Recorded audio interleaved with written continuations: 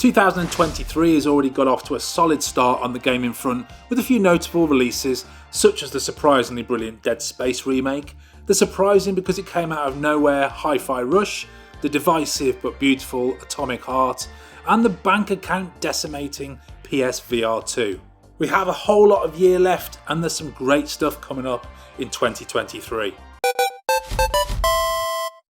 Here are 10 games I'm personally excited for, and I think these are all worth adding to your gaming wish lists. So, in no particular order, a question us gamers have been asking for the past few years: will Starfield ever come out? And apparently, finally, yes, we're actually, touch wood, getting the game sometime in the first half of this year. Described by Bethesda Game Studios director Todd Howard as Skyrim in space. Shut up and take my money! Starfield is looking like an absolutely massive game, with the player apparently able to explore thousands of planets. It'll be interesting to see how densely populated each of these planets are, and if the game has the story and systems to keep you hooked on exploration. Footage shown so far looks a little choppy in terms of frame rate, especially in the first person combat sections, but hopefully that will all have been optimised by release. I'm really excited for this one, but a bit nervous my mid-level laptop won't be able to handle it. Starfield will be out on PC and Xbox Series X and S, and it's also coming to Game Pass.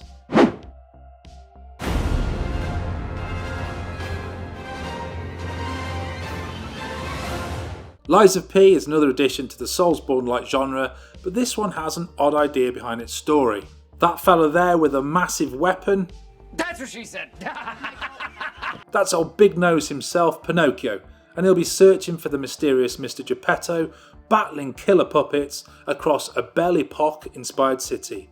It means beautiful age, by the way. It looks like there'll be an interesting game mechanic where in certain story points you get to choose to lie or tell the truth, and this will shape how the story progresses and perhaps your nose.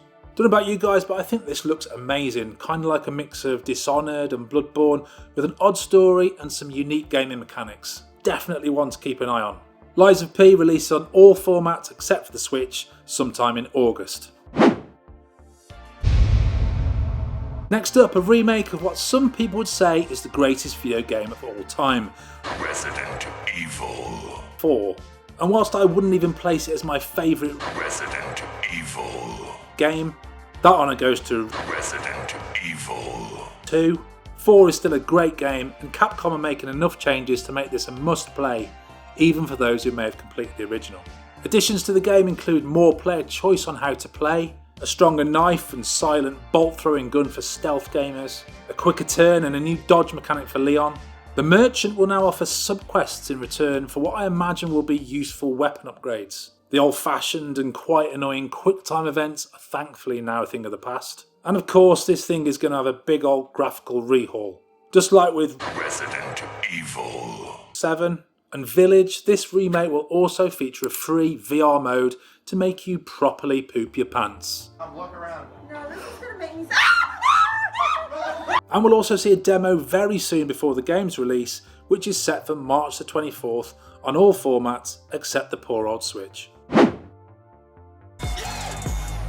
You'd be forgiven for thinking that Redfall is another attempt to modernise the Left 4 Dead franchise, but Arcane Studios, who in the past have released a couple of bangers in the form of Prey and Dishonored, are pushing for something much more ambitious. The basics of Left 4 Dead are there. You form a 4-person squad, battling enemies, in this instance it's vampires rather than zombies, and you can play single player or 4-player co-op.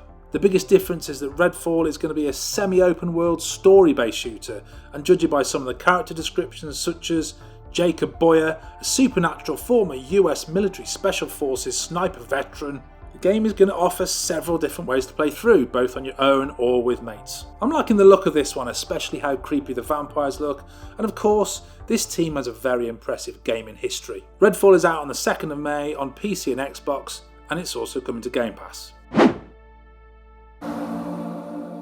Banished's Ghosts of New Eden is a game many won't have heard of yet, and there's only small glimpses of gameplay available, but the premise has me very interested. In this world created by Don't Nod, the makers of the Life is Strange series amongst others, Banishers are ghost hunters, protecting the living from the threat of lingering ghosts and spectres. One of the two playable characters is killed at the beginning of the game and becomes a ghost herself. You can control both Antea, who battles with magic and spiritual powers, or Red, who uses weaponry. From what has been shown so far, this looks to be an action RPG, but as is Don't Nod's way, there will no doubt be a strong story, and you'll need to make meaningful and morally ambiguous choices that affect the story and the fate of all the characters. Banished's Ghosts of New Eden is releasing late 2023 on PC, PS5 and Xbox X and S.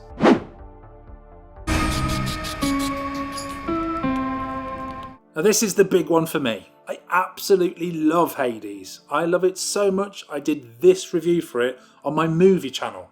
This time round you won't be playing as the snarky Prince Zagreus, son of Zeus. Instead you'll play as Princess Melanoi, Zagreus' sister, and embarking on an entirely different quest. Kronos, the Titan of Time and father of many of the Olympians, including Hades himself, has escaped from his prison deep within the underworld. It'll be interesting to see how much this ties in with the story of the first game, if at all, and if Zeus, Hades and Zagreus feature. I hope they do. It looks very much like gameplay has taken an if it ain't broke don't fix it approach, which is absolutely fine by me. The first game has some of the very best writing and voice acting in all of gaming, and it had me occupied for months. Hades 2 releases sometime this year on PC, PS5, Xbox Series X and S, and possibly the Switch, as with the original, though that's yet to be confirmed.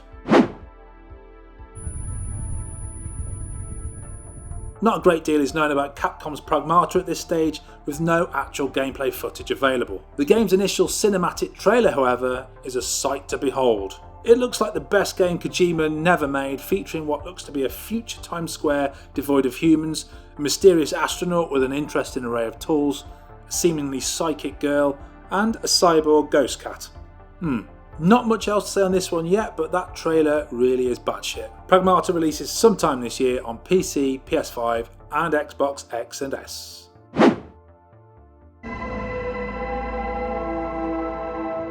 You may not know the name Jeppe Karlsson, but pretty much every gamer has played either or both of his most famous creations, the magnificent Limbo, and even better follow-up, Inside. I hadn't even heard of Cocoon before I started putting this video together, but just look at it. I'm a huge fan of both Limbo and Inside, and when you mix that level of game design into something new and shiny like Cocoon, throwing in interesting reality and location hopping puzzle mechanics, I'm fully on board. As you can see in Cocoon, you play an insect who must manipulate orbs between worlds to solve puzzles. Game design, tone and mood have been strong drivers of Karlsson's previous games, and Cocoon looks to continue this. Very excited to play this one when it releases sometime in 2023 on PC, Xbox and the Switch. Oxenfree was the best narrative-based creepy sci-fi horror adventure game from 2016 that you didn't play. Unless you did, of course, in which case, high fives all round. Oxenfree 2 Lost Signals features a brand new adventure, a new set of characters and a new setting in the small coastal town of Kamina, which replaces Edwards Island from the original. The first game was brilliantly written and voiced and had some very cool and creepy mechanics involving ghostly voices heard via old radios.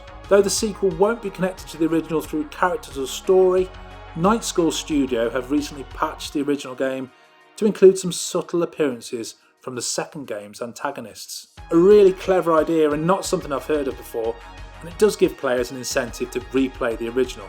Oxenfree drops sometime in 2023 on all systems except for the Xbox.